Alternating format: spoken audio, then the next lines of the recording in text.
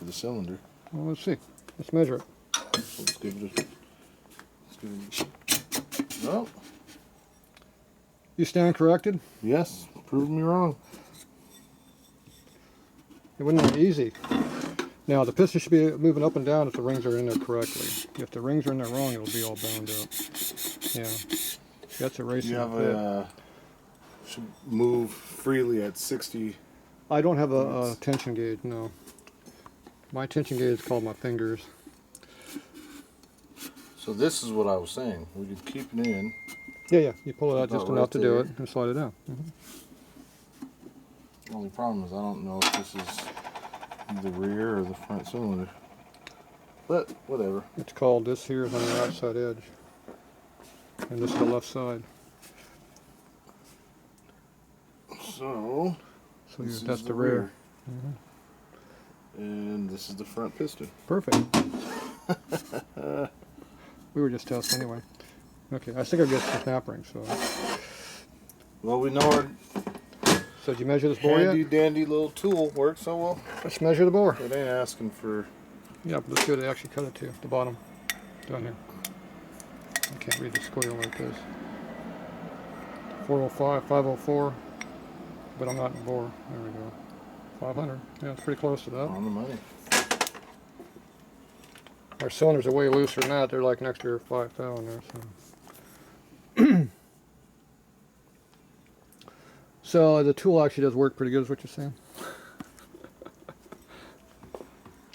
So I'm going from the bottom. Tapered, I want yep. to go there.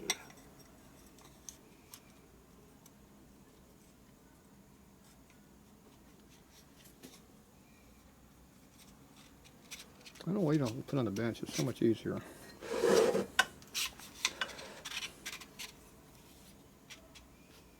The lights is on too.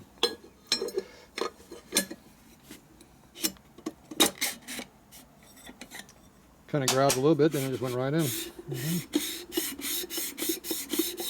That is low drag. That's why thin rings make so much horsepower there. There's no drag on them. It also means the ring finish needs to be correct.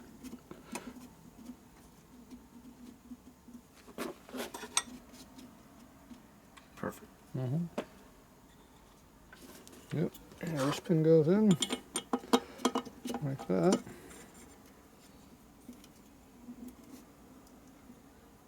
There you go.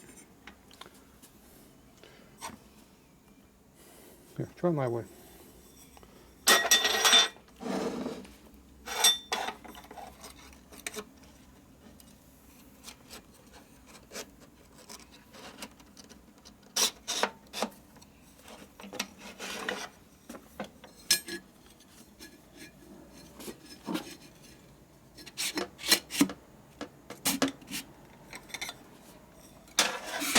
That's pretty good. And there we have it. Yeah, but it's all come back apart because there's nothing been lubricated. We gotta lube it, maybe put the gaskets on here. Find the pin clip to hold it. Yeah, a little stuff we gotta do still. Now you know the piston doesn't go this way, it has to be one of the sides here. And you gotta make sure the pocket's in the right spot for the intake and exhaust. You gotta make sure the rear cylinder has the right cutout in the right spot so it doesn't catch the other piston. That's the beauty of not having... The long studs? Yeah, we can...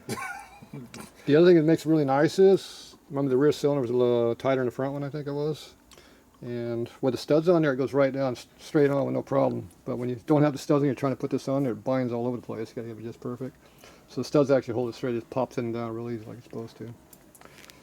Okay, we're going on a clip hunt. We need 2 clips, right? You Yep. got 2?